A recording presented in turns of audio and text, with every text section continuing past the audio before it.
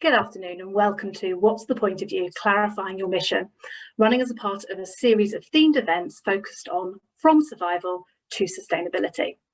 I'm delighted to welcome you to the Rebuilding Heritage Programme, which is funded by the National Lottery Heritage Fund under their Business Support Programme. I'm Sarah Murray, I'm the Project Manager on the Heritage Alliance's Rebuilding Heritage Programme. A little bit of housekeeping for you before we begin. Audience members, your cameras and microphones will be switched off throughout. Please pop your questions into the Q&A box throughout the session, as there will be multiple Q&A sessions. The chat is switched on. Please say hello, interact with your fellow attendees, and let us know about any tech issues. Do make sure you have your chat set to all panelists and attendees if you want to share with the whole group. There is a drop-down option where you type into the chat and you can change who receives your messages. Live captioning is available today, and you can turn this on via your Zoom menu. The session is being recorded and will be made available on our website afterwards. A little bit for you about the Rebuilding Heritage Programme. Rebuilding Heritage provides training and support for the sector to help heritage professionals and heritage organisations respond to the challenges of COVID-19. We're offering free resources, such as today's session, which will be openly available online, as well as one-to-one and small group support, which you can apply for. Applications for round 6, which is to receive support in September and October, are now open. Full details are available on our website at rebuildingheritage.org.uk. The application is quite short. We estimate it should take you about 30 minutes to complete, and you can express interest in just one, some, or all types of support available. This is the final round of by-application support on the Rebuilding Heritage Programme, and the deadline for applications is 11 p.m. on Tuesday, the 27th of July. Please do apply. We're really keen to hear from you all. You can also follow us on Twitter at heritage_RH and using the hashtag #rebuildingheritage. Now, on to the session itself. I am delighted to introduce you to Nat Harrison from Hive Collective, an organisation founded to support business owners and leaders. Nat's delivering the session on behalf of our business support partner, Creative United. Over to you, Nat. Thanks, Sarah. Lovely to be with you all today. As Sarah mentioned, we are an organisation based in East London, and we are a business network and events producer.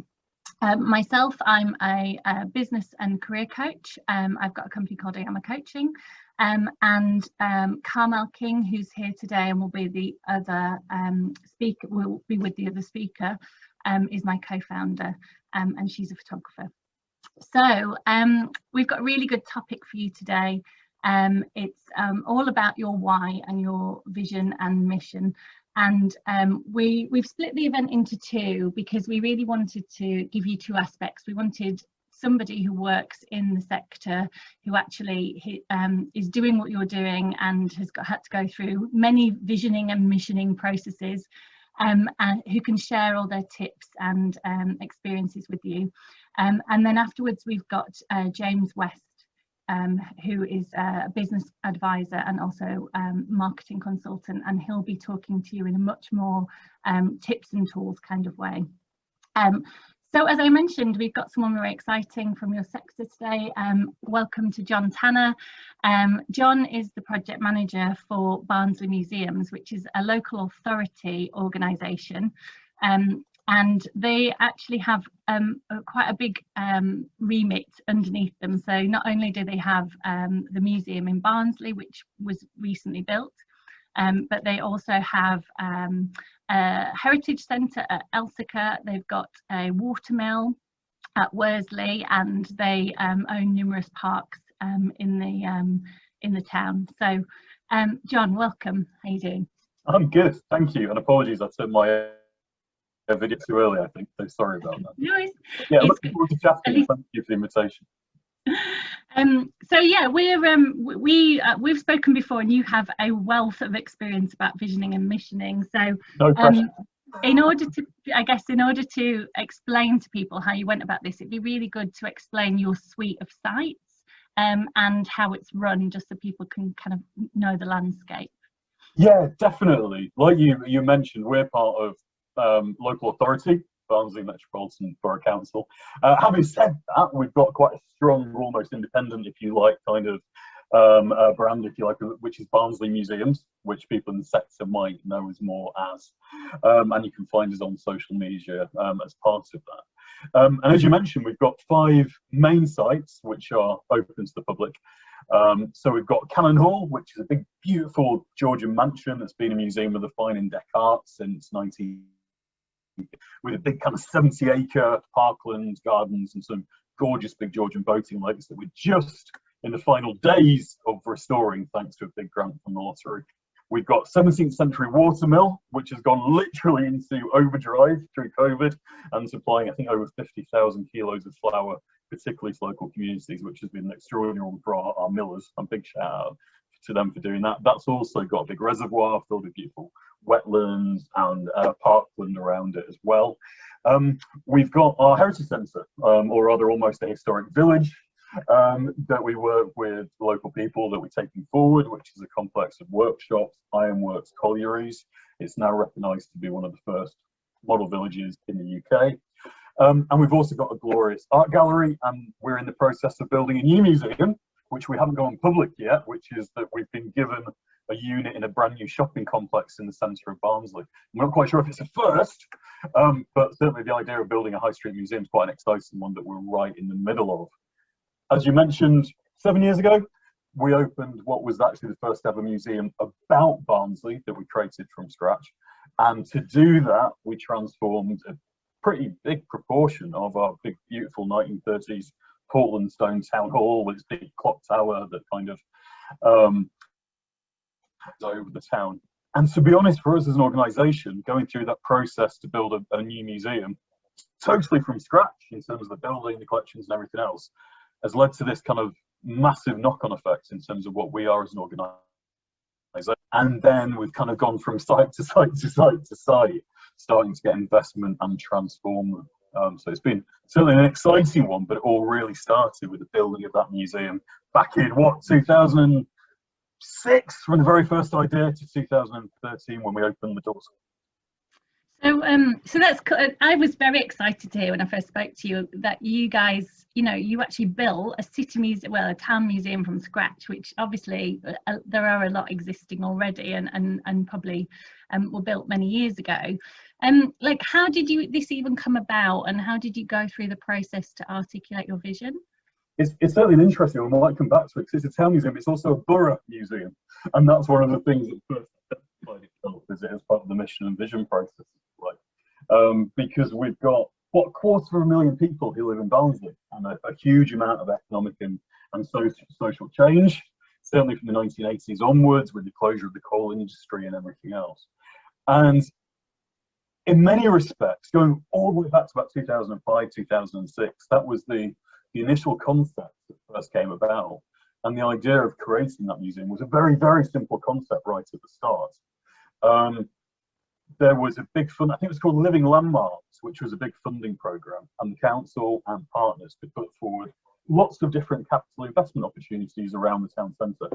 And they put a lot of different projects forward which didn't get funding. But then as part of the consultation around that, thousands of people had signed a petition saying they wanted Barnsley to have a museum. And this idea of creating a museum in this wonderful landmark building that they were very proud of but never really had a chance to go into, came out as the one thing that people wanted to see from this, I guess, inverted commas, kind of failed funding bill. So that very, very simple concept, 250,000 people, nowhere, they haven't got a museum, nowhere about their past to tell their stories. Barnsley's got a big, beautiful historic building that's not used for very much in public terms. Mm-hmm.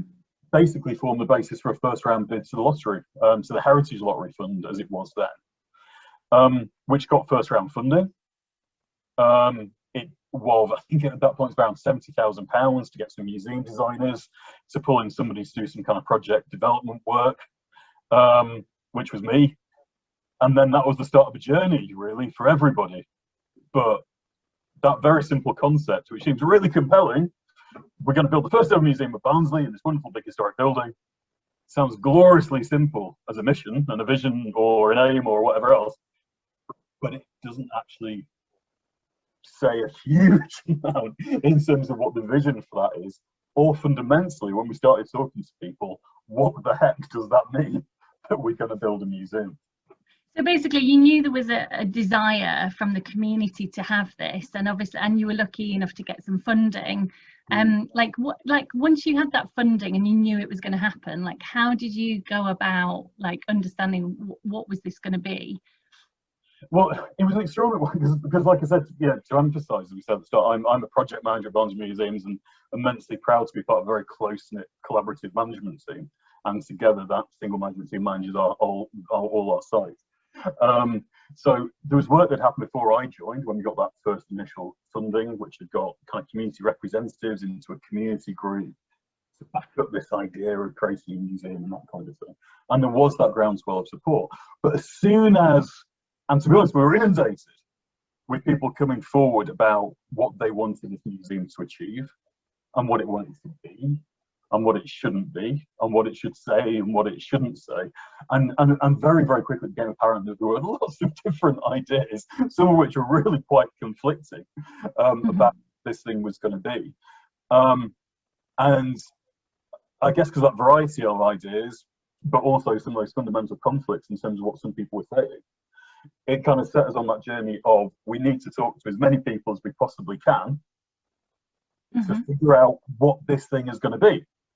And I guess in some respects that principle of let's talk to as many people as we possibly can, be they representatives of communities, of groups, or particular stakeholders or organisations, or talk about the public, our audiences, potential audiences, etc., etc. Getting out there and understanding that groundswell of views and things has been something that's kind of become quite fundamental to us, and partly because of that initial process. And obviously that needs to get narrowed down. It starts to get detailed and that kind of stuff. But understanding in the broadest sense how people understand something, how they want something to be, was kind of really at the start of it, really. And how did you decide? How did you decide who to speak to, like, or who the stakeholders were? I guess in some respects, some of those were almost slightly kind of people came forward, they were kind of self-selecting, that kind of stuff. Some of this was wrapped up fundamentally in terms of this idea of what's a museum about. So there's heritage stakeholders, heritage groups, other kind of museums, other heritage organisations, and this kind of thing. But there was this big public groundswell, which had been started off with this position, this petition and that kind of thing. And I think almost from that starting point, there was that awareness that I think underpins all our sites now, is that this is something that's for the people, it's about the people of Barnsley, and therefore they need to be fundamentally included in everything that we're doing in terms of in terms of the vision that we're creating, and then how we take that forward from those very, very big first brushstrokes of what can achieve, all the way through to the kind of the detail of the process and the project delivery, etc., if you see what I mean. So you were very much sort of tied to an ethos of this is the museum of the people of Barnsley from the beginning, and that sort of set the tone of the way you went about the project by the sound of it. Like, how did you said you spoke to lots and lots of people, like where did you put all this information? How did you sift through it? How did you? It was a fascinating one.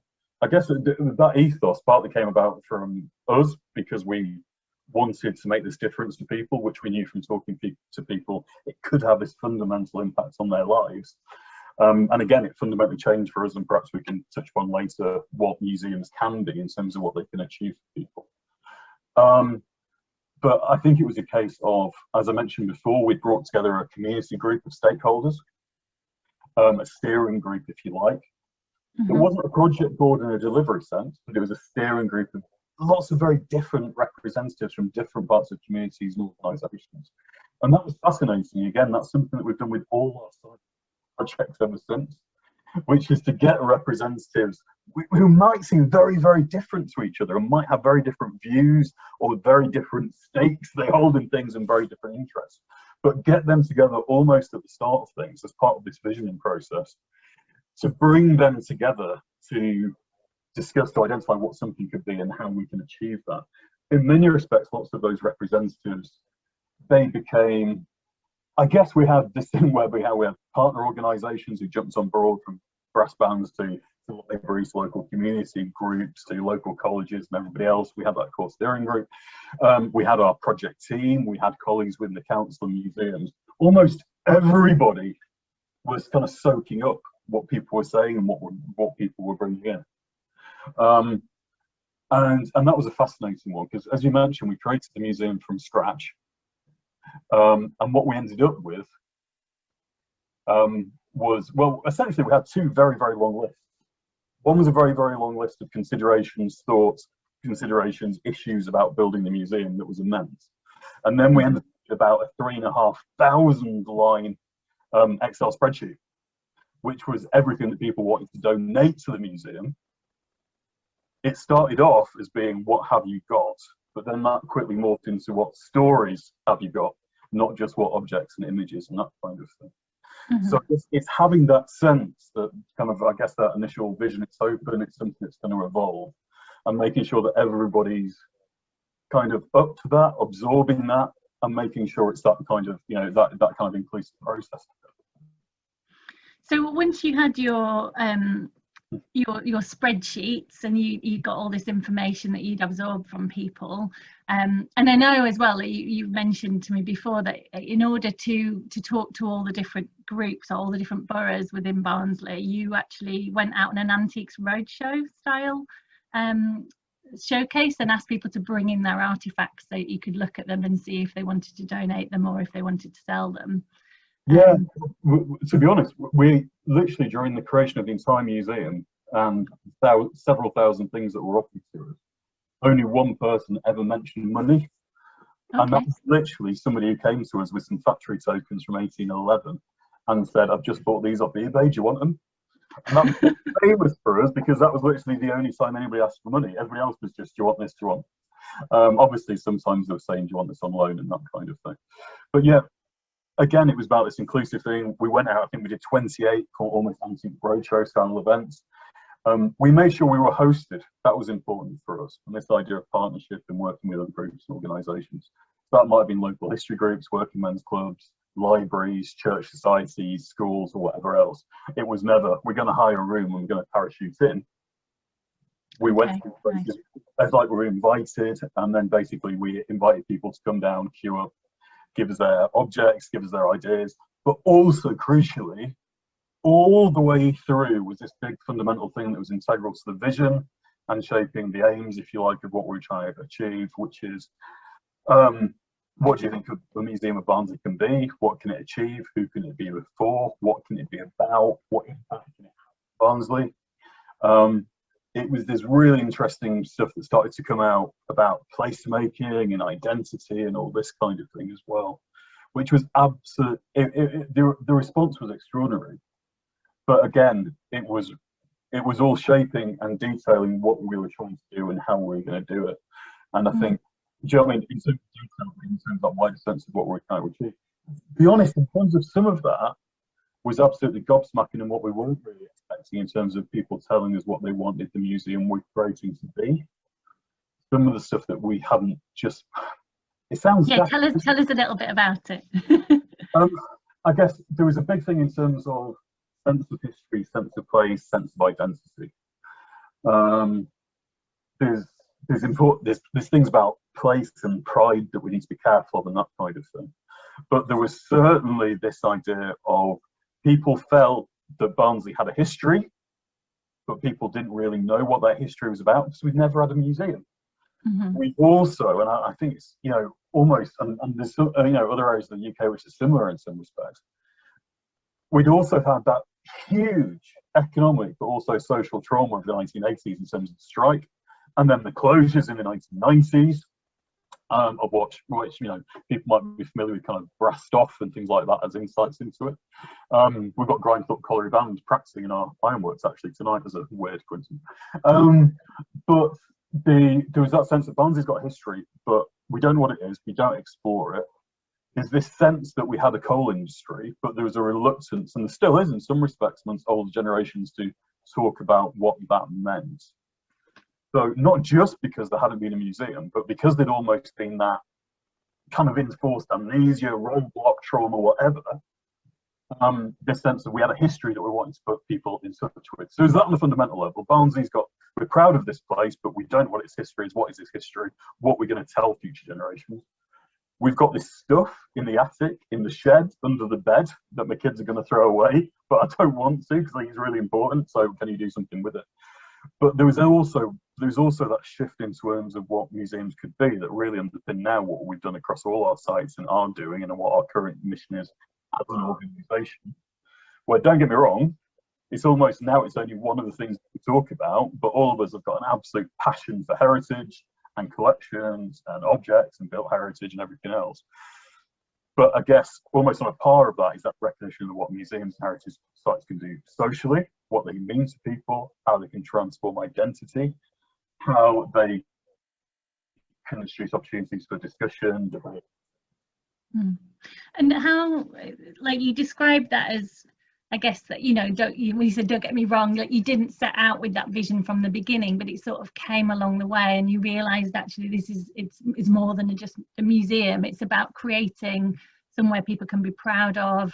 It's about people understanding where they're from, but also, you know, all the other emotive stuff that goes alongside it. Like, how did you even handle that and begin to build this into your vision? It was about, some of this was about the museum, and some of the stuff was about what the museum was going to do at the outset in terms of things it was going to put on display, how it was going to talk about certain things, and introduce some things that were, you know, really quite contentious and difficult. But we know that people were supportive of the opportunity to be able to talk about some of these things. Do you know what I mean? Like, one of the most powerful, we've got two objects in there which are still in there, I think, which have been in there since it opened.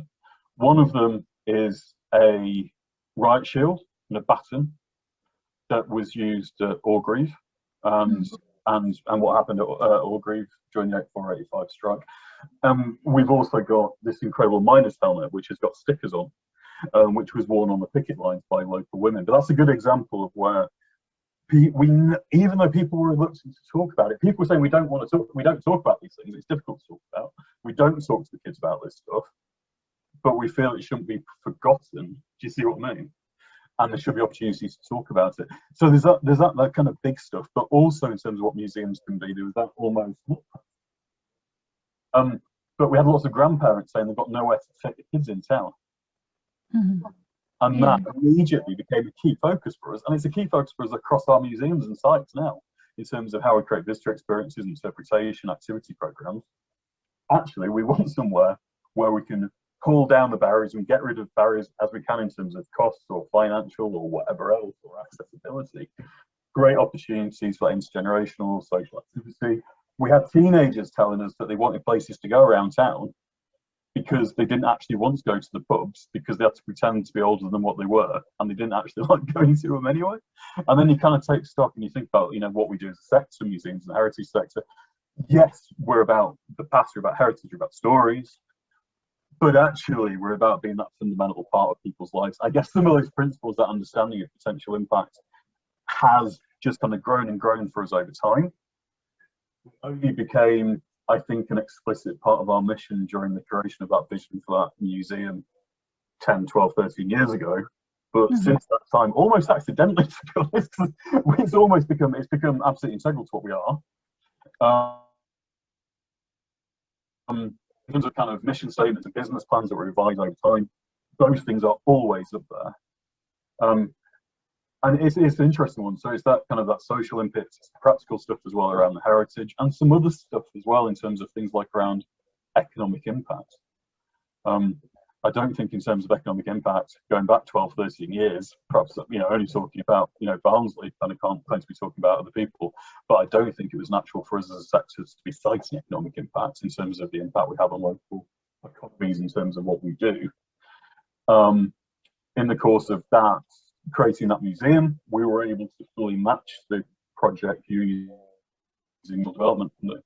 And as part of that, we had to evaluate, assess, and articulate what the economic impact of creating that museum was going to be. And again, since that time, and not least through a big age of kind of, you know, austerity and everything else, actually us being able to articulate our economic impact, but recognizing what economic impact we can have has become integral to our vision, our mission, on our activity and everything that we do. Not as a horrible thing we have to do, but just by recognising we can do that. But again, prior to kind of 2008, 2009, I don't think we'd even thought about that. But obviously that's something much more common for museums. Yeah, and if you'll allow me, I'm just going to read your vision now, so people can get a feel for it. So Barnsley Museums will play a vital role in improving the quality of life for people across the borough, now and in the future, by sharing its amazing collections, buildings and green heritage, which is quite succinct. Like, when did you get to that vision? When did that get vocalized? How did it come about? That is the latest iteration of it, I think, as it's evolved. And as there's a kind of a 10-point kind of mission that kind of sits beneath it as well, which is a lot more detailed. But that's the latest iteration. Kind of that version was finished, you know, just a few months ago. But essentially, through a whole kind of multitude of projects, we became national portfolio organisation, which we're very proud of a few years ago. We've done various funding applications, which have involved business planning and that kind of stuff at various points for all our different sites. I guess alongside that initial visioning that we did for that museum in the town centre, we've always had this kind of very inclusive approach, certainly within the organisation, but also pushing outside the organisation in terms of working people to identify what we're about, what we could be about and what we can achieve. And I guess in many respects, that's the articulation of that.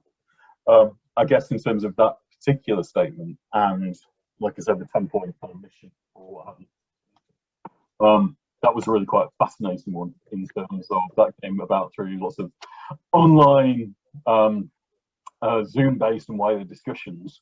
And then there's a fascinating process. And I think there was about 40 or 50 people from within Barnsley Museum, so pretty much everybody, ended up in a big round robin email chat that, to be honest, at the start was kind of slightly irritating in terms of inboxes getting full, but then it became this wonderful thing that was absolutely fascinating because everybody was tweaking, suggesting, adding words, saying, why haven't we done that? And we could include that, but that's going to give us far too many bullet points. And then, so an interesting process, but it's that inclusive thing. And I think there is something absolutely fundamental in terms of that whole kind of process of visioning, which we almost did and almost accidentally in terms of that first museum, but we've hopefully done in a slightly more considered way ever since. But it's not a standalone exercise. It's not, oh, we're going to do this at this point in time. It's something far, far different to that. It's more about taking stock in terms of what we've been about and what we are up to now. It's looking to the future and identifying what we can be. So it sounds slightly straightforward, but I'm just trying to get away from that idea of this visioning thing being a kind of a 2-week exercise or whatever. The looking to the future what we can be, but then incorporating as many people as possible into that great big huge kind of creative process of trying to identify what that mission is going to be. And then, do you see what I mean? And that developing over time. So when you so that sounds, yeah, like the thing is, in my experience, visioning can be quite painful and it did sound like that big rambling email, because in a way there is a need to distill something down that's massive, but distill it down so you can focus and be clarify for everyone who works with you and around. And like I was going to ask you, like, how you make sure this gets cascaded down or grounded through the organisation, but in a way, the way you've described it is it was almost like the whole organisation brought it about. I think so. Then it's ensuring that in terms of when you're looking at initiating projects, you're having those discussions about developments and that kind of stuff, or taking things forward, that you actually take that approach as everything you do going forward. So your mission essentially becomes, it kind of, it sounds like almost idealistic terms, but it's almost that the vision then does really become your guiding principles. It's not something that ends up getting sat at the start of a business plan. So it's something that's being revisited all the time. So we include our teams and kind of our stakeholders and things like evaluation videos, or in terms of detailed project delivery, and we're always going back to those things and looking at them and understanding that sense of what we're about and who we're about as well. And that's the kind of individual side. But also for us as an organisation, So yeah, like it's like your ethos and your values, and I know you said that right from the beginning with Barnsley Museum. You were communicating like via social, PR, newspapers. You know, any marketing was really came from that same ethos as of it's, you know, it's your museum. It's a museum about us, for us, made by us. I'm being very genuine, and that's what it was about. The Experience Barnsley one was interesting because it was just before the age of social media. Okay, so you were doing it old school. So we're doing it old school, but I think in some respects, and this is something that we've become aware of a couple of times ourselves, where we've kind of taken a moment and gone, oh, wait a minute, whereby almost social media and, you know, things like SurveyMonkey and stuff like that, we almost introduce kind of shortcuts or easy options and stuff like that, when actually that getting out, talking to people, bringing people to site, getting people around tables, if that might be a 40, 50 people from a whole host of different sectors and backgrounds with, you know, marker pens and big flip charts, or in, you know, during the course of COVID, it's more likely to be Miro boards. I know there's other alternatives, but we've been obsessed with Miro as a platform. And we've got some, if people haven't used it, it's basically a digital flip chart where dozens of people can kind of put post-it notes on at the same time, and we've got some astonishing Miro boards where we've got literally thousands of comments on them. It's really quite astonishing. But again, essentially what that is in a digital form is taking back to that initial very open principle right at the start, and it has almost got to that blank canvas where you're talking to, and this might be about a museum that's been there for 50 years, it might be an organisation that's been there for 100 years, or it might be something that doesn't even exist yet, like it was for that Barnsley Museum, where you're pulling people together, be they your staff, your volunteers, your stakeholders, that business down the road that's never had anything to do with the museum. What the hell's it got to do with me? It might be senior politicians, it might be anybody. And getting everybody about, valuing their views, and getting people to chip in with what they think, what somebody can be. Quite often we do that thing where we force people to be somebody else and not themselves. I'm sure lots of other people do this as well, but the way we tend to do it is we'll come up with lots of different characters and put the names in a hat, and then basically get different staff on tier stakeholders who are either on a Miro board or they're sat around tables in a big room somewhere, and to basically pick somebody out of the hat, and they're going to be that person, which might be the leader of the council, it might be a local poet. One of my favorites is, you're a parent of a 5-year-old at a Christmas light switch on or whatever else. Tell them they're in 2025 and see what they want to be saying about your institution, your organisation, your museum, that kind of thing. Which sounds, I'm sure lots of other people do it, but it's a nice way of putting things into the future and getting people looking back. It's a nice way of leveling people up in terms of actually, it doesn't matter if you're a very, senior mayor of the north, or if you're, do you know what I mean, you're a volunteer. Everybody's in this together. But I think the crucial thing is that you use that as a mechanism to become, for those people to become part of you. And it's that idea about getting that inclusive approach to actually what is the institution, what is the museum community, and actually thinking about, and so thinking about all the different demographics of your audience as well, and because you mentioned being a 9-year-old and what their view is, and different community groups, different communities, representatives of different communities. But while you've got all those stakeholders into rooms or Miro boards doing all this kind of stuff, been getting out there on the streets and talking to people as well about what they want. Yeah, and I know a lot of people might be here today thinking, well, you're a council, you're a local authority, it's your responsibility to do that. But I think what strikes me is this partnership that you have with all the different community groups, and as a heritage organisation, the people on your doorstep are your main audience. They are the people who, having that relationship and that strong partnership and that really good communication makes a big difference. I think it does, and don't get me wrong. It's been difficult during COVID. We haven't always managed to keep it up at all times, and for us, I think it's very different from site to site, because we have very different sites. So our relationships with lots of local people, community stakeholders, yes, we have them, but we also have them on a site-by-site basis. and some of those stakeholders, the way in which they can involve, change over time. And in terms of kind of the intensity of that or the tempo of that, you know, does change a great deal over time. It's linked to, yeah, you know, opportunities for fun, you know, people coming together with capital projects or development projects or big events, or you see that kind of thing. But I think that fundamental thing in terms of seeing the visioning process not as something that an elite within an institution do, but involving everybody in, and in that sense representing that sense of what we are, who we've got around us, and getting everybody through that visioning process, signed up to not only having that strength and connection with the museum or heritage site, but also using that visioning process and the discussions around it, because people might come with very, and they will do, come with very different ideas about what a museum or heritage site should be. Using that process to reconcile those different ideas, those different views, get people thinking from the perspective of the audience and the beneficiaries, if you like, because people don't always do that.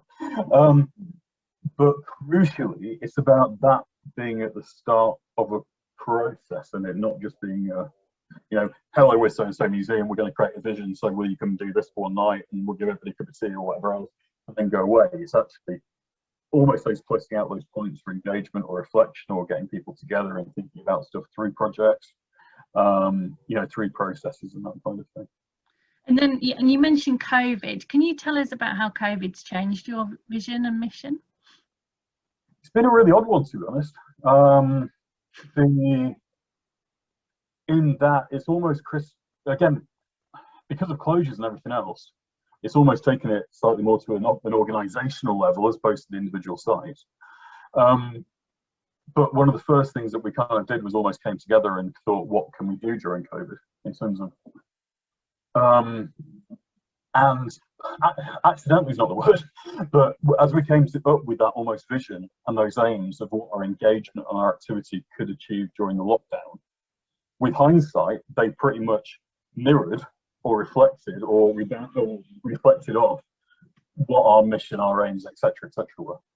So we got lots of people together from all kinds of parts of the organisation right at the start. Well, actually, about a week before the lockdown, came up with a whole series of activity ideas for stuff we can do, but also started to crystallise that in terms of why we try and do all this. And we ended up with 5 or 6, very clear-cut aims, really, in terms of what we wanted our engagement programme to do in the era of COVID during lockdown, which essentially were almost a version of our mission. So it's about providing opportunity for people to get creative, giving people things to do, prompting social interaction. It was about getting people thinking about place. It was about getting people getting active, getting people out and about. These different aims about health and well-being, against social isolation, loneliness, and all this kind of stuff. So what we did on the back of that, we basically created a big digital program, which of course was totally different to anything we've done before, because it was away from our sites. It was about barns and museums, although some of the activities have links to our individual sites. You know, we appointed a poet in lockdown. We had hundreds of people writing kind of sonnets online. We got people digging up their back garden. We created a big digital festival, a digital Christmas concert online with local musicians and community groups and that kind of thing.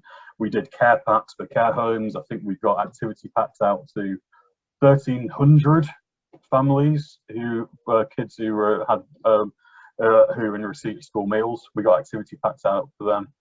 We did a whole host of them. We just really went for it, really. And it's really odd looking back, because don't get me wrong, we chuffed to bits. We got highly commended to kind of second place in the Museum Heritage Award last week, which we were very, very chuffed about, because the shortlist was absolutely. Who was on the shortlist? Yeah, but if I say that, I'm therefore boasting about who we beat. No, do tell us though. National Portrait Gallery came second. We won it. We came, I think, second with the National Museums of Scotland, and the National Trust, London Transport Museum, and the British Museum were shortlisted as well. So we were just to bits with that. We're absolutely gobsmacked to have kind of got highly commended on it, and there's various other things that we'll be able to on the back of that over coming weeks. But I think for us fundamentally, and which we hadn't, maybe we weren't totally aware of at the time, is that essentially those aims and that program that we came up with to deliver digitally or at distance in terms of care packs, reminiscence DVDs to care homes and all that kind of stuff. Actually, and that we delivered mostly digitally, almost accidentally. Wow, that's brilliant. Sorry, I don't know who's just written that. But, just popped on the screen. But it totally reflects it. Everything that we first started to realise, either because we wanted it to, or because we spotted funding opportunities, etc., back in 2007 to 2010, what museums could be about, totally drove how we built that museum in the first place for Barnsley. Has been the kind of the impetus behind the way in which we kind of expanded, started to transform, got investments for all our museums since. And what we're all about in terms of our activity programs and get digital programs again. You get that expensive sense of what museums are about, how it can be for people, for the economy, for place, for people's well-being, for health, for identity, for creativity. And again, I guess those kind of fundamental points have kind of just underpinned everything that we've done. But we didn't really probably start to realise that until fairly recently, looking back, people see on. Yeah, it's like your strengths often are things you don't even recognise in yourself because it's just so ingrained in you, isn't it? Well, we've got some time for John to answer questions if people want to drop their questions in the Q&A. If not, I can keep fielding them because I can. There's so much more. We haven't even mentioned any other sites yet.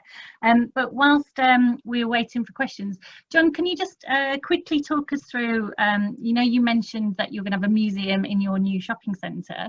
Like, what's the? I guess you mentioned a sort of a small revisioning in a way because it's a mini museum from the actual museum. How are you going about that revisioning process? Well, what we did, I'm just going to think, it's been quite an intense one over the last few weeks. What we did in the first instance, we brought together a whole variety of different stakeholders from different groups and organisations around the town centre to work with. What we've then done, we had a wonderful, huge, wide open Miro session, which ends up with hundreds of, again, it was going. Oh, John, your audio is just dropping out a bit. If you could just lean in a bit. Sorry, it was in some respects it almost mirrors that process that we went back to, going back 12 years, in terms of the concept. We're going to build a museum in a shopping centre, but then actually we've gone through this big process and all these discussions of what does that actually mean, who's it for, what are the outcomes going to be. So actually, looking ahead, what can we be about, doing that on a kind of blank canvas basis. And then we're at the process now where we're not public on it yet. We're going to go, so please nobody shout about it or go on social media saying, hey, Barnsley are building a high street museum, because we haven't told it yet. But we're going to be going out to public consultation over the next few weeks. But also we're designing it in such a way, because it's going to be a cross between the museum and a showcase of museums and heritage sites and places to go, things to volunteer, things to participate in. So some of it will be showcasing, but a lot of it will be inviting people to tell us what they think and places they want people to go with, all that kind of stuff. Cool. So it's interesting, the big blank canvas, and then kind of zeroing in a creative way with people about what it's going to be and how it's going to work. And I know actually you sent me some questions you'd asked on your mirror board, and I'm just going to share them with everyone, but they were like, what outcomes do you want to see? They're very open-ended, lovely questions to allow lots of great ideas to come forward. But what might go into different spaces? What does a great day out look like? And imagine yourself as an audience member in 5 years' time, as you mentioned already. So yeah, hopefully they're useful to some people. So we have a question from Sarah Lockwood. She said, it's really inspiring, thank you, which is good to hear. If you were asked to prioritise all your stakeholder needs, what would you consider, or what do your stakeholders consider to be the most useful purpose of the museum for the community?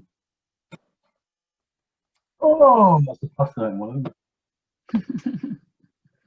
If I can answer in a very crude way, I guess it's not a crude way, but it's places to go and spend time. Which sounds very, very basic, but that is one of the things that has also come out during COVID, in that our green spaces has been like a bank holiday every day in terms of the amount of people being bombarded with people saying, when you're opening, we love coming there, we come there and our grandkids, we come with our friends, every time someone comes to Barnsley, we're going to see. And I guess in a way that's linked to, and I think this is, to be honest, I think this is common across the heritage and museum sector, but I don't think we're recognised as much as it should be for this. In terms of, as a sector, we provide the spaces, the places where people spend a big proportion of their lives and mean a huge amount to them. Do you see where I'm coming from? And I guess that isn't particular to us being about heritage or collections or whatever else. I think certainly fulfill that role. And obviously we've got there's a whole host of other benefits and outcomes around that, and obviously heritage is at the centre of what we do as well. But that fundamental, providing those places for people to go have experiences that they value, impact on them, are really significant. Sorry, that was a bit of a whatever, but yeah, hopefully you see what I kind of mean. Really, there's not that many spaces, particularly in our townscapes these days, without barriers where people can go to spend time together. And I think it's vital to recognise that kind of we are that and we can be that. Yeah, for everybody, aren't you? And I think, yeah, it always, when I work with my heritage sector clients, I always have this feeling that evokes from the museum I used to go to, my local museum, where it had a mummy, and I just used to stare at its toe, like from the age of like 6. I was just obsessed with this mummy's toe. But it evokes such like a strong feeling in me, because you set those feelings when you're children. And I think, you know, what if you were bringing a child into a museum or a heritage space and they connect that strongly with it, you know, that you're setting up yourself an audience member for life, really. And don't get me wrong, we've got that much wider kind of responsibility, that much wider potential as well, about, you know, understanding of place and around heritage and everything else, and about values and people understanding, making sure we're getting those messages across in terms of inclusivity and celebrating diversity and much, much more, but recognising we've got the potential social spaces where we can pull the barriers down, we can get people into them that can become a really valued part of their lives. Yeah, completely. And also, we haven't actually touched on it today, but you know, heritage is a place for well-being. I know that there is a Heritage Alliance 2020 report that covers this, and it's probably, you know, it's been shared on the chat, so it's probably of use to a lot of people. Someone who's anonymous would like to ask, how do you measure or evaluate your vision is playing a vital role in improving quality of life? That's fascinating. I think if it might be useful. Did you share the wider mission in terms of the bullet point? No, but I can share the wider mission, no problem, I'll do it now. If you could do that, because essentially what we've got sat behind that, because quite deliberately that kind of big vision statement, you know, is really quite open. We're deliberately trying to embrace everything. But what sits beneath it is probably 8 or 9 kind of bullet points, which are much, much more specific. And essentially, those bullet points, in terms of that mission that's hopefully going to appear in the chat.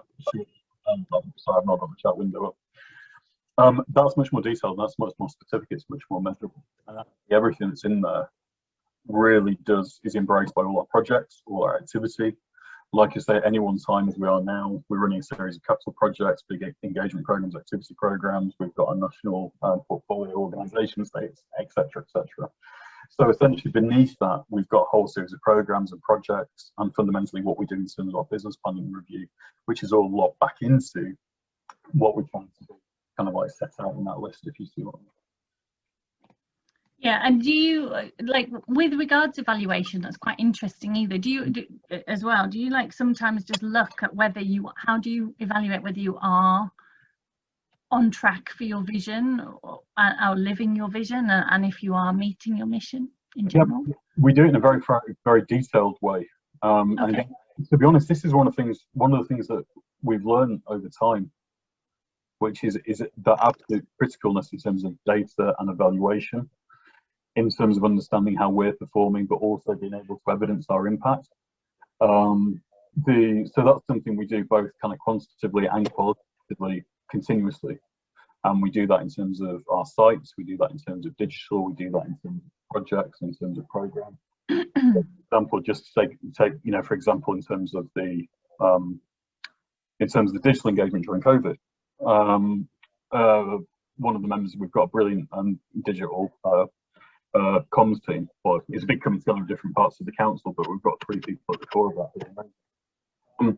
So actually a big part of their work during last year has been collating thousands of comments from social media, but also proactively going out to people. People might be familiar with things like the Audience Finder survey, which tends to be the thing that you get called by somebody at a museum site, you ask them a series of questions and your postcode and that kind of. Been doing that digitally as well. So quantitatively, number of people engaging, taking part, reach, liking, responding, sharing digitally, social media, whatever else, but also absolutely getting into the qualitative nature of that. And in terms of the digital program during COVID in particular, some of those quotes that our team were collating and then sharing and giving back to everybody who's working so flipping hard to make it all happen was just absolutely astonishing. You know, in terms of the value of our sites, in terms of what it meant, you know, one of the examples of one of the things that we did, we ended up with thousands of people around the world doing it, was we turned all our art collections from the Cooper Gallery into online jigsaw puzzles.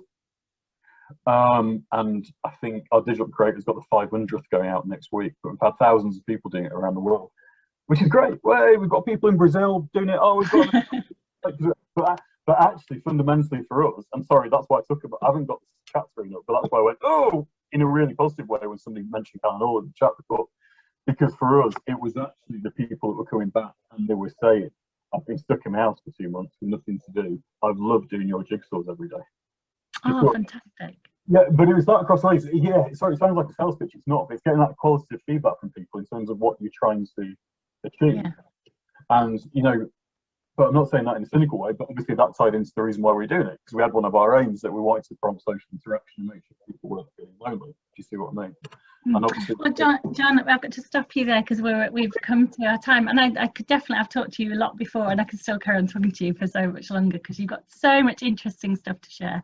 But thank you so much, and I'm looking forward to coming back to Barnsley when I'm allowed back to Yorkshire. And not that I've been banned from Yorkshire, but just, you know, the grandparents not having us at the moment.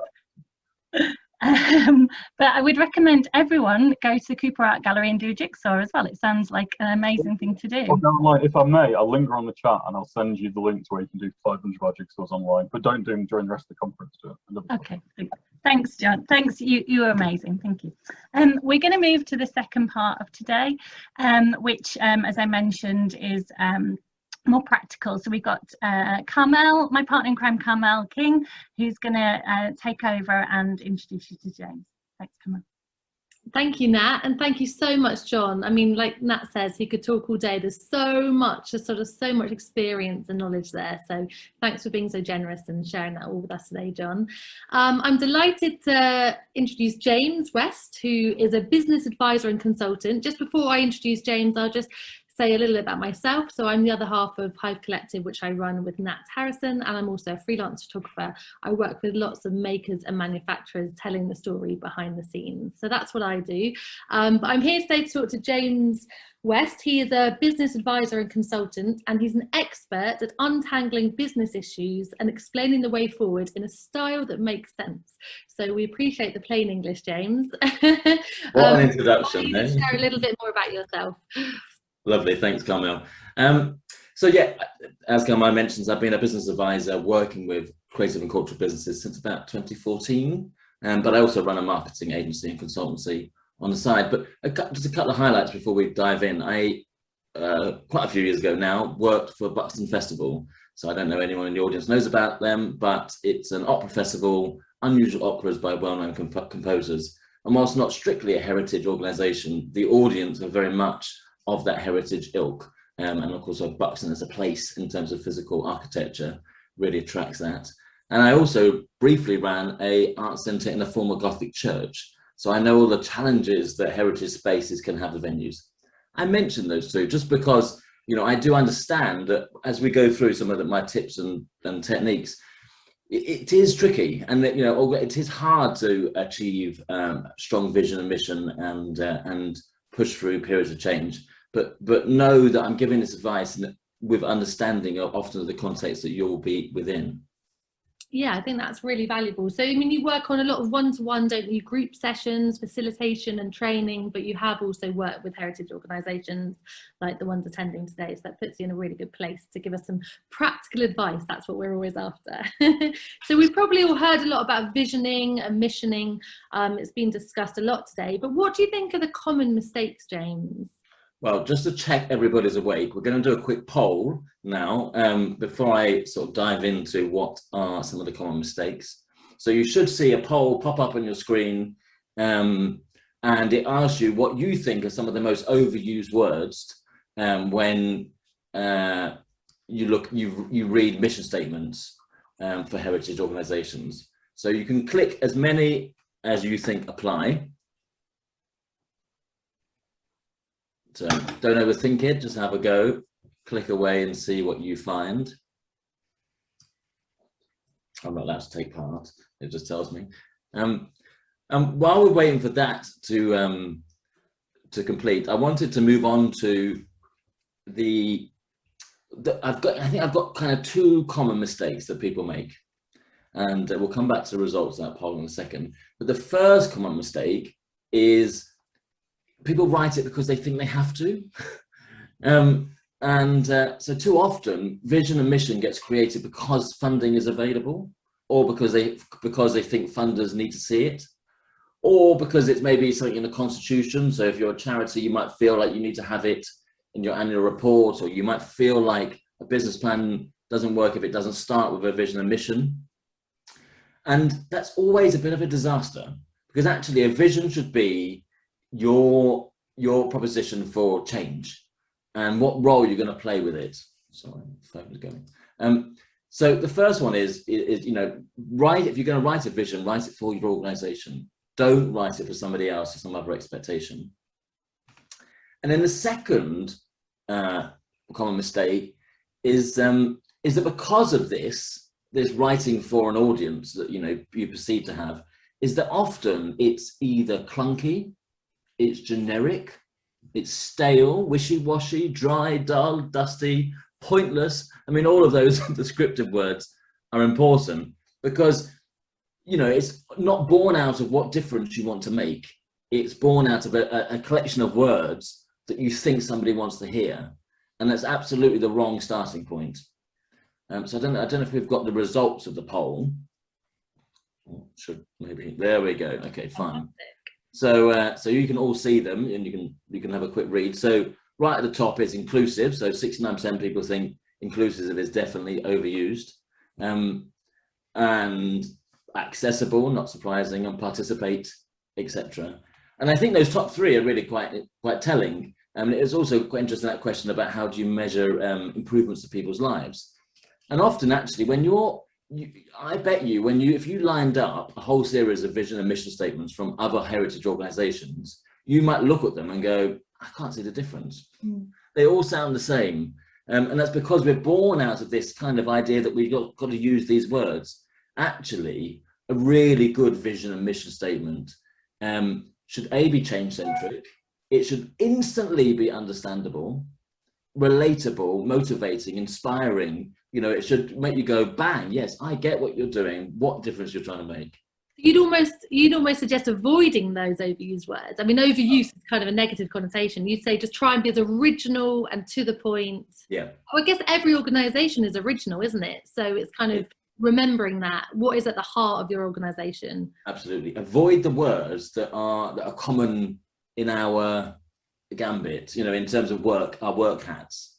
It is about taking the tie off and saying, actually, in plain English, what on earth are we doing and why we're here? But we'll come on to that in a bit more. There's a few links through the session that might get shared at the end or as I speak, but the first one is a link about vision and mission. It's just a nice quick read about good and bad examples of visions.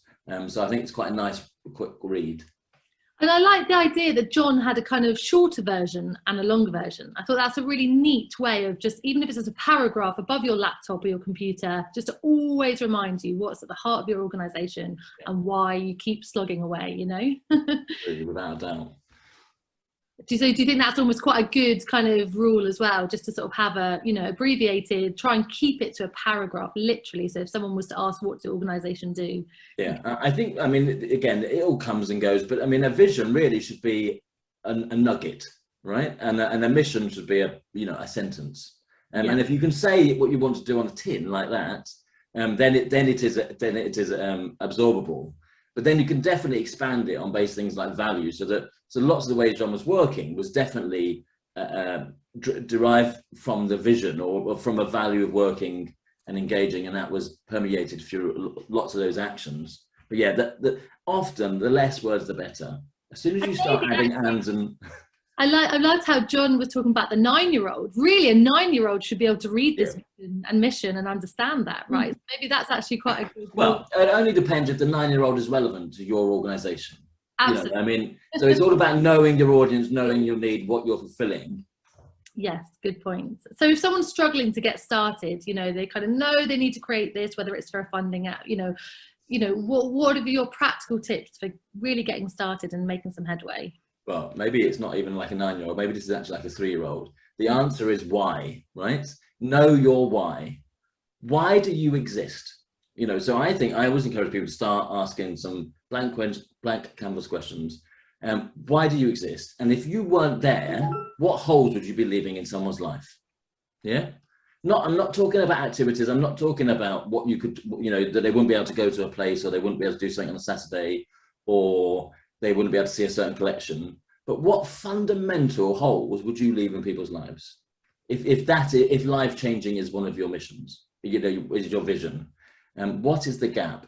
And I think what often happens is that people focus on the what they offer. We do this, we've got activities, workshops, we've got spaces, etc., etc. And then they also focus on how you're different from other organizations.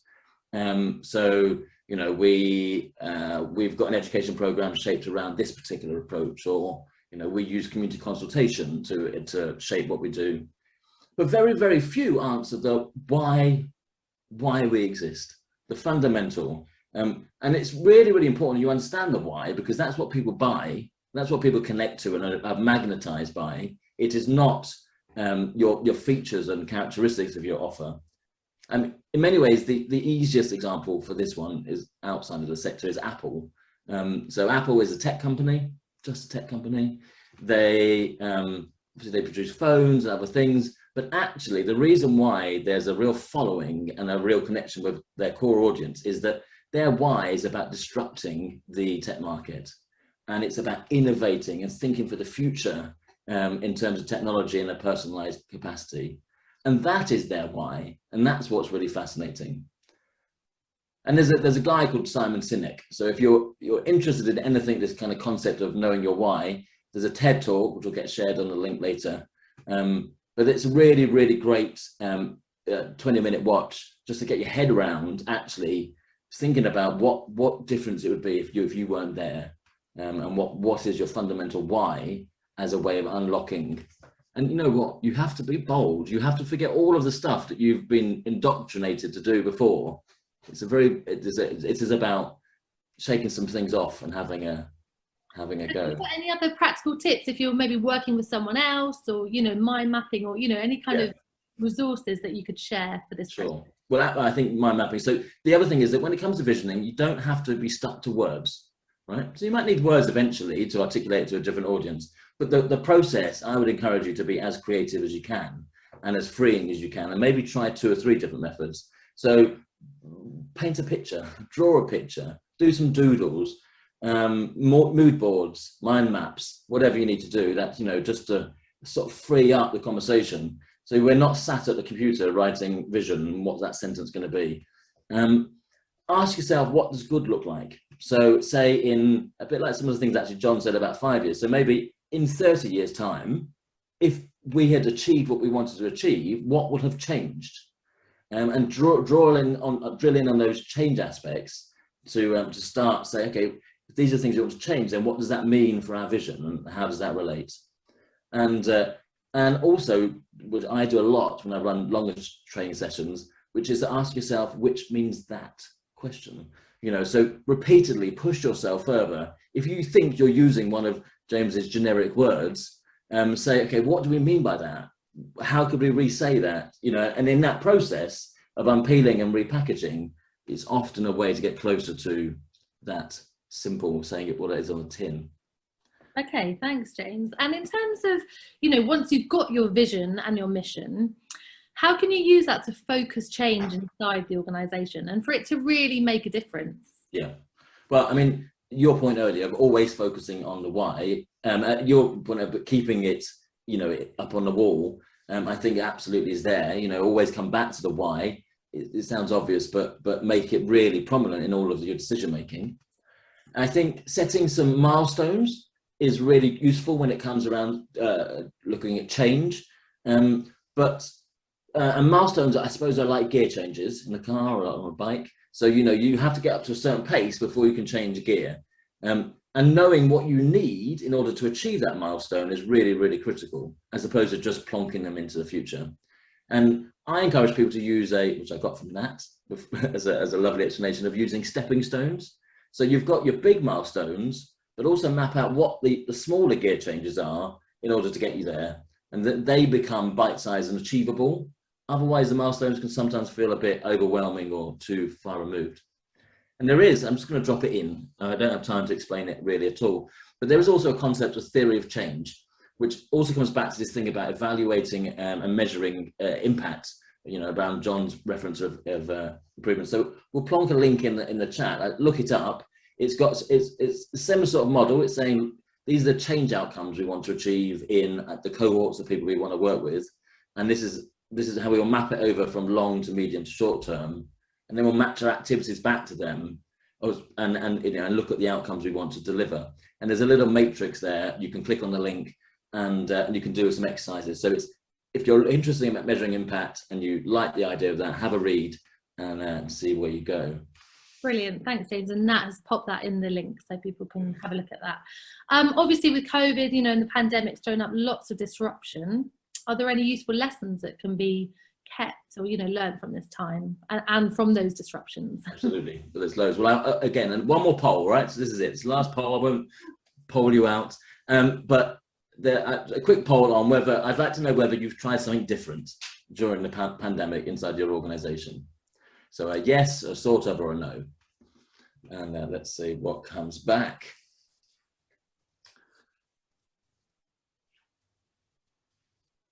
All right, so this one shouldn't take too long. So let's wait for the results. But my guess is that I bet you did do something different. There we go. Right, 88%. Wow. All right, so and sort of. So only 3% said no, right? So it is quite clearly the case. I've really noticed this working with organizations. So I bet, that you've done something that you've been talking about before for ages, but never got around to doing. Or you've done something that in the past you might have thought was too risky. It was a bit too wacky. Maybe it was a bit too tacky. You just didn't sure how it was going to go down. And I bet you that some of what you've done worked well, some was okay, and some didn't really work. But I think the important message is that nothing was seen as a negative. People really didn't mind you having a go at trying to find a way to reach with someone differently.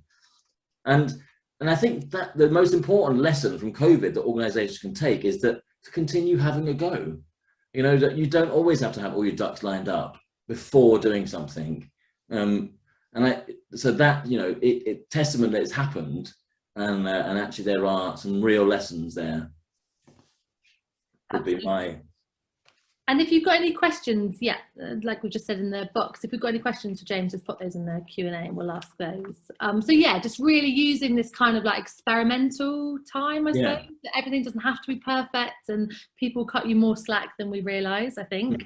And you know what? It's not just the pandemic that meant people cut you more slack.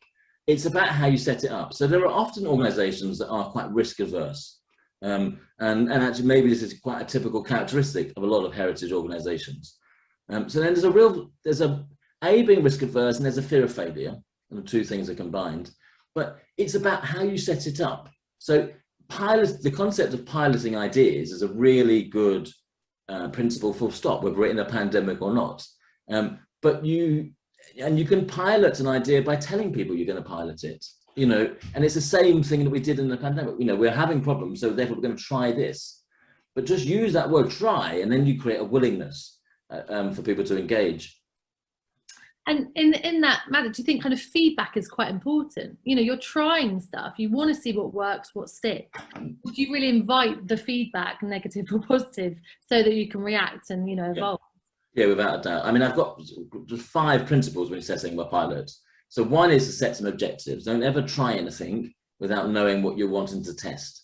Yeah. Second one is be very clear about who your target audience are and who it's for. And if you're going to pilot it, you might do it for a small cohort of your audience. As, yeah, again, you know, as a way to test, we're trying this with you, see how it works. Communicate it, so be really open and be up and create a buzz. Don't be shy that you're piloting. This is absolutely fine, and people like to know you're evolving, and in fact they often like to see that of their supporters. But measure and review it, and that is about encouraging really good, honest, open feedback. Don't try and steer them too much. You know, again, those principles John said about the freedom of some areas of expansive conversation around something is often better than a tick sheet with some stats at the end. But the final thing about piloting that I really wanted to put through is that once you've done it, do it again. Make it part of your culture. You know, this innovating and because you never, the thing about piloting is you very rarely hit 100% in your first go. And maybe you'll never hit 100%, that's the nature of people.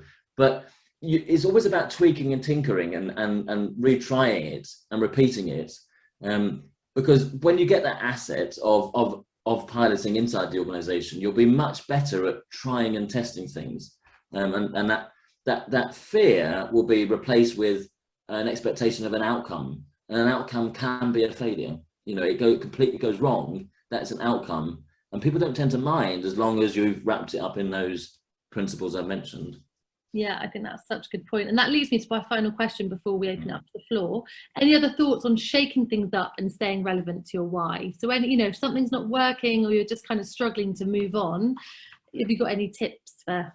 Well, I wanted to just drop in a stop, start, continue, right? Which is, if you can't remember anything I've said, and then I know there's a whole load of tidbits there, one really interesting thing to do is to sit down and say, what should we stop doing?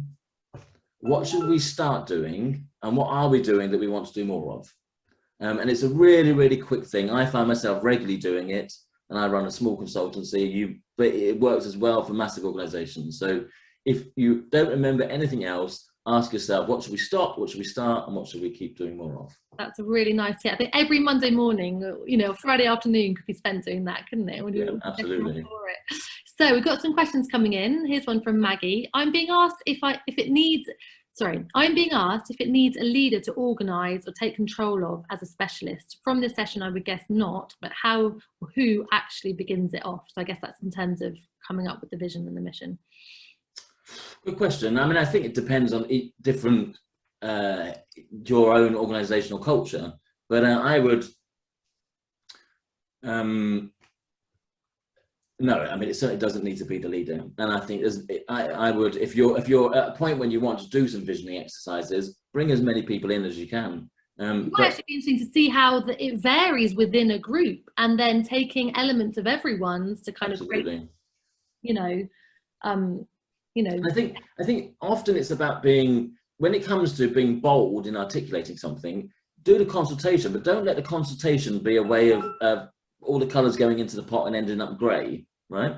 So there is a role, a leadership and a facilitative role, to say, how do we keep the vibrancy of the colour we find? Otherwise you end up with those generic statements that try to kind of catch a bit of everybody and end up being dusty. Right, we've got another one from Leonore. Any recommendations on approaches or activities to align your institution's vision to the ones of the community around it? And thank you for sharing so many great ideas. Well, I'm pleased you like the ideas. Aligning, I think, come back to the question, answer your why first without aligning. Why do you exist? What would be lost if you weren't there? And make that your vision. And then use your mission and your values to then to expand on how it aligns and connects. But I think, again, it's this thing about too many pot colours in the pot and it ends up grey. So, you know why you exist, be bold about that, and then and then articulate those alignments further down the line. Yeah, good advice. And here's an anonymous one. Do you have any practical tips for how to create and protect time for revisioning activity? I guess that goes back to the kind of it's like the forever to-do list thing, isn't it? How do you kind of chip away at that stuff that is kind of always hanging in the air? Well, for me, I mean, a really good indicator of whether an organisation is going to achieve a level of change is have those stepping stones that I mentioned made it on their way to people's to-do lists. Right? So if on your Monday to-do list, you have 2 or 3 of those stepping stones that you've broken up to say, actually, in this next quarter, we can absolutely try to achieve them. If they're not ingrained in that way, then it probably won't happen, because it'll be as an extra activity, not a day-to-day one. And I mean, I famously, when I do these talks, I talk about on my Monday morning, I always have I love to do this. But on Monday morning, it's precious time, and I never ever book sessions in it, so that I've got time to review whether I've got all my resources that I need for delivering the projects I've got, but I also then make sure I come back and say, and how far am I getting on with my stepping stones? And it can be that, often it's that I haven't got anywhere, and that's fine, but then I have to ask myself, so why not, and what's blocking it? And then the next question is, what can I do to unblock it? Do I need to book in some time with somebody? Do I need to just get creative again? But I was going to say that obviously you're a business advisor who would advocate coaching and consultation, but if someone is struggling to kind of think creatively, what are their options? And are there any kind of free resources that people can tap into if they can't necessarily afford, one-to-one coaching? I'm sure there's Google has a whole load of stuff that you get pushed and pulled all over the place. I mean, I think, what's that TED talk that I mentioned earlier, what's my why? I mean, that's a great one. I also think ask other organizations what they might think of you, so you can start having a banter and a discussion, a bit of mirroring. Go out and ask people, and I would treat these exercises, I think John's word of soaking it up was a really good phrase. So go out and talk to people and soak up what they say, but don't be led by what they say. Don't be dictated. They probably won't have the answers, and probably a lot of what they'll say is generic. But in that process of soaking and listening, it might find it starts to unlock something for you. That's nice, and that actually connects with this question. Are there any checks and tests you can use to determine whether your new mission is fit for purpose? So it could be that you come up with a vision. Say it out loud, right? Share that with another organisation, and have some back and forth. Absolutely. I mean, the first fundamental one is to say it out loud. When you say it, does it sound normal? So if you find yourself tripping over it, you've probably got one of those awful words or too many ands in it. So that's the test for you. Obviously, saying it to other colleagues and associates and just getting their honest opinion. But yeah, absolutely going out, testing it on people, putting it out there. One of the things I find quite interesting is a test on this is ask people to relay what they think you just said. Yeah. Not to memorize what you said, but put it in their own words. Yeah. And if in their own words, some of those values you had of your vision really start coming out, it's resonating. Yeah. And is revisioning different at different scales? Obviously, smaller organizations and charities are going to have a kind of different feel than larger organizations. How does that kind of sit? Yeah, but I also think large organizations might have a very different one to other large organizations. It is my vision for me tends to be driven maybe more on types of aspects of the service I do, and it's not that fundamental, and I can't really make that much of a massive difference to society or working culture. So yes, maybe about sometimes the scale of the ambition is different, but really it depends on what you want to do, and a lot of what you're going to be doing is about changing people's lives, because enriching and the rest of it. But it's about what outcome, what sort of different person do you want to create, and you can choose your footprint in terms of the scale. Great. And the last one, do you have any practical tips for how to create and protect time for revisioning activity? Sorry, that goes back to building it into the week, doesn't it? I think we did cover that. Yeah. Great. Are there any other questions? Just reading through them all. I think that's all we've got time for John as well, if anyone's got any more questions for John. Is there anything you'd just like to add, James, just lastly before we hand back to Sarah?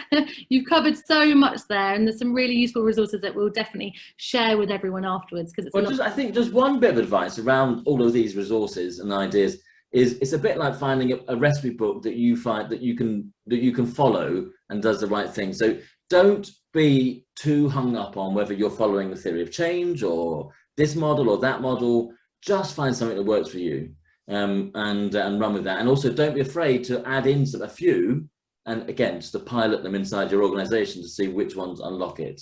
And there's no one set method for this.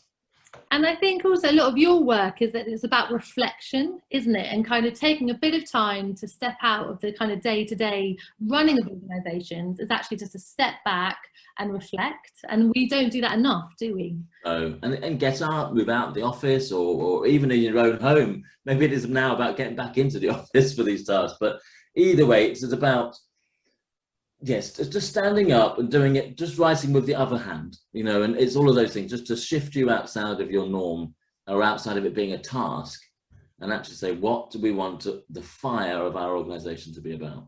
Absolutely. And me and Nat talk a lot about accountability as well. And you mentioned that earlier about maybe just finding a partner, you know, or a mentor, that kind of person that you can just check in, whether it's once a week, once a month, and just have those conversations where you're just checking in on each other, because so often we're not accountable to anyone, are we?